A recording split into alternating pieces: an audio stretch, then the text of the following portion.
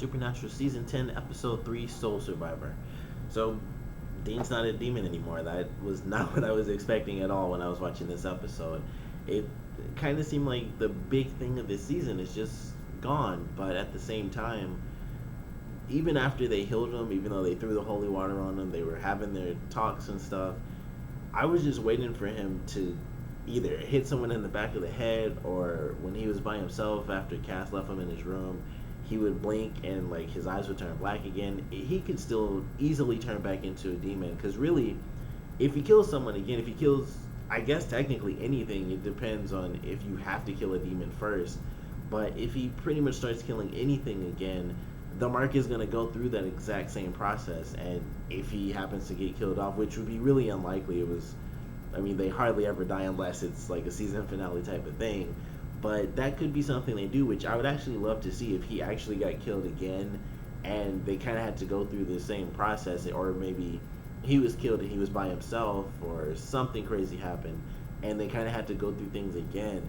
But I did love this episode. It was definitely interesting. I don't know if Dean will still be human or if he'll stay permanently human throughout the whole thing.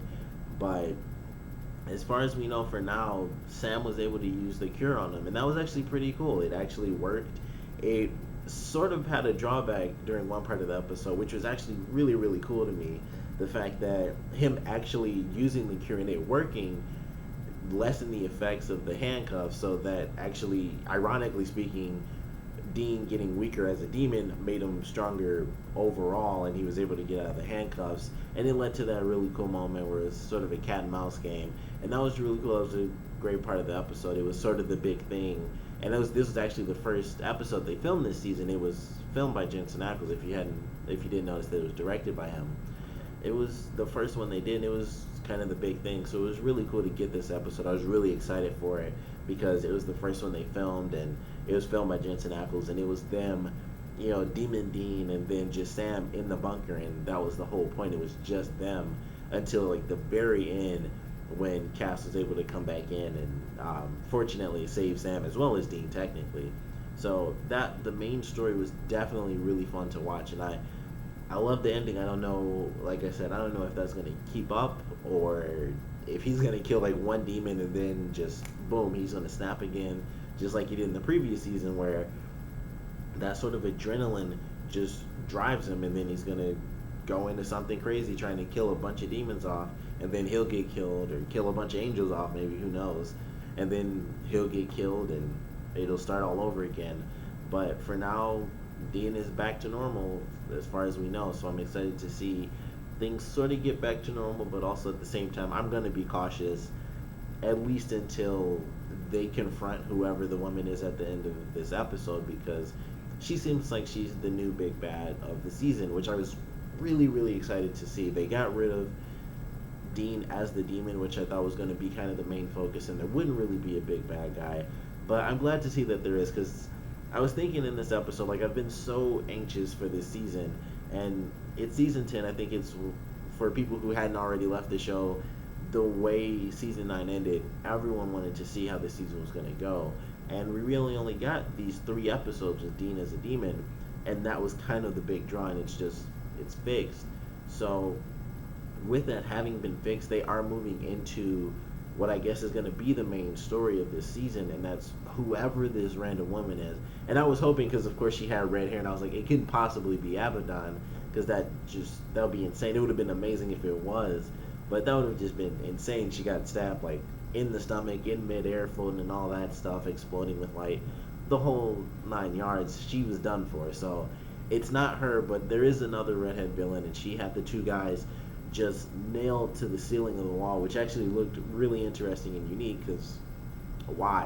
Like, there's no real reason for that, but it looked really cool. She just had 2 guys completely nailed to the ceiling, and she's just sitting with classical music, drinking some alcohol in front of a fire, reading a book. So whoever she is, I'm excited to see what she does. Maybe she'll be another person who it was maybe like an underling of Abaddon, because there are still those people who, they mentioned this in the season premiere, there's still people who try to go after Crowley at least every once in a while, because they're people who are looking after, or who still wanted to follow Abaddon, and they still hate Crowley. So maybe she's an underling and they just kind of made her redheaded because Abaddon was, I don't know.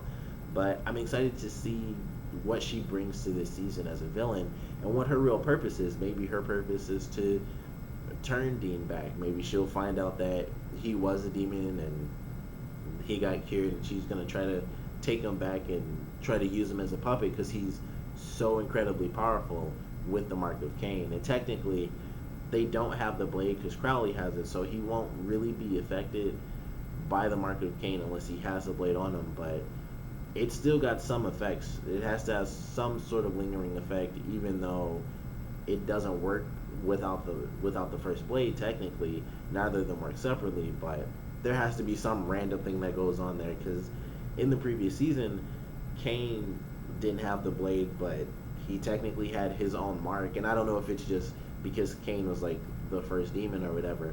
He was kind of immortal, so I don't know. There could be some lingering effects that kind of affect Dean in future episodes. But whatever she's gonna do and however it affects Dean, I'm excited to see it because we have a big bad. I don't know who she's gonna target. It could be everyone, Angels, Crowley, and Sam and Dean, or it could just be Crowley. She, like I said, just be someone trying to take over again.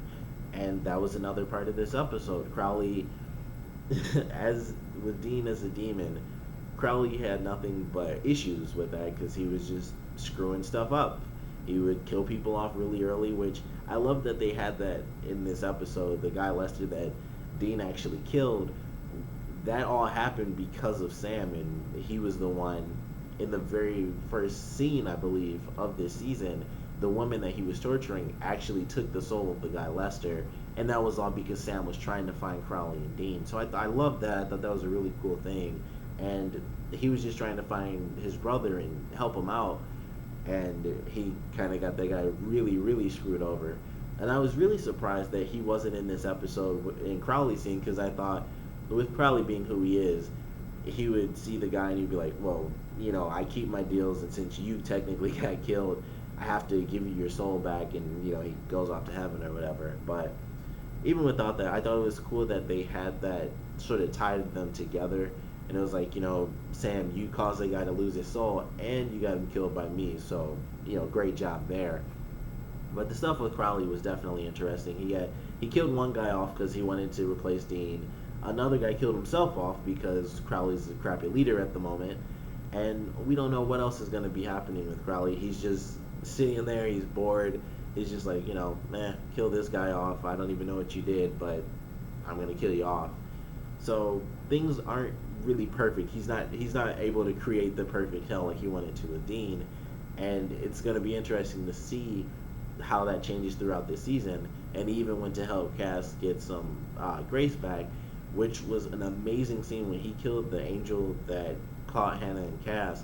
I thought that was a great kill. It was really brutal, and I think that's why I enjoyed it more than normal, because he took her Grace, and it was like, all right, you're done talking. And she turns around, and he's just like, he just, boom, he slits her throat, and he takes the Grace, and then he still stabs her anyway to kill her off. And it wasn't like the typical angel kill or even the demon kill, where when they get stabbed, it lights up, and it's like light comes out of their eyes and all that. It was just like he slit her throat, and it was just like, boom, and then he stabbed her anyway, and he says like a random line like, why can't you guys just be happy and sit on clouds and play harps like you're supposed to? And he just drops the girl, and that's it. And he just walks on, and he's like, all right, here's your Grace, Cas. I need you alive for whatever evil plan I have coming up, so here's some Grace so you can get back on your feet. But I love that scene, and I think everything about this episode was definitely great. It was my favorite one so far, for sure. Like, I enjoyed the stuff that they showed in the previous episodes. We have at least like a sub-villain, the human guy, I can't think of his name, but the guy who was in the army and who wants to go after Dean. And by the end of this episode, we get the mystery lady who has the guys nailed to the ceiling. But everything in between, these two villains that we're going to have, one really focused on Dean, the other, we don't know what she wants right now, probably just the enemy for everybody. Between that, we had some really great scenes in this episode. We even had some stuff between Cas and Hannah where they actually discussed the fact that she may be having human feelings towards Cas, and she might actually be liking him, and that doesn't work for the mission. So that was interesting. They'll probably bring that up still, because especially with him being back at full health, I still feel like, well, the fact is it's not gonna last forever, so it's gonna come up, and they're probably gonna have to go to Metatron at some point. And if Cass doesn't want to, Hannah might end up convincing Sam or Dean to go to heaven with her, and try to get Metatron and tell them where Cass's grace actually is, so that he can get it back and he doesn't have to kill off his own people, which at this point in the series he doesn't want to do that. So it'll be interesting to see.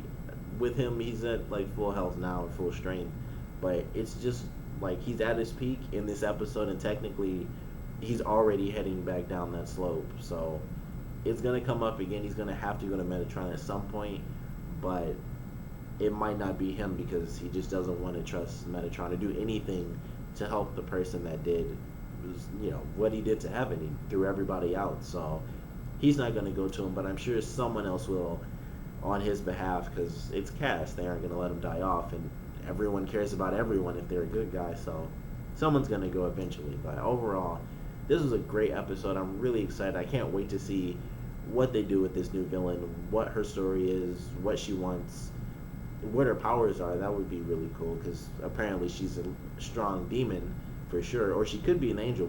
Technically we don't know, because anyone could be evil. The angels are about as bad as the demons, so technically you don't really know. But I'm really excited to see what they do. This is a great episode. Of course, comment below, let me know what you guys thought about it, your favorite parts, your least favorite parts. And now that we have our first glimpse of who our main villain may be, I could easily be wrong and she's just going to be like another sub villain, but with the way they introduce her, and it's like no words, no nothing, she just sitting there randomly, two dead guys on the ceiling. It's sort of an interesting show of force. Like, she's powerful, and technically I think any demon could have done that, but they showed her, so it kind of instantly makes her powerful under I guess TV rules. But with our first glimpse of who may or may not be our big bad for this season, what do you guys want the story to be? What do you want her to do? Because everyone always has their own thing. When Crowley was the main villain, he kind of wanted to rule hell, and technically he does now, so really he won.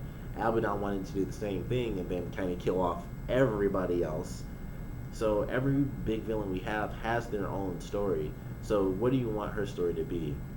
For me personally, I don't know what I want it to be, but I do want her to have some effect on Dean and kind of screw him up and turn him into a demon again, because I want more of that, because that was kind of what we were promised. That was the big thing, and now it's solved. I really want her to come back in and screw that up and turn Dean into a demon again. But of course, put your comments down below, and thanks for watching.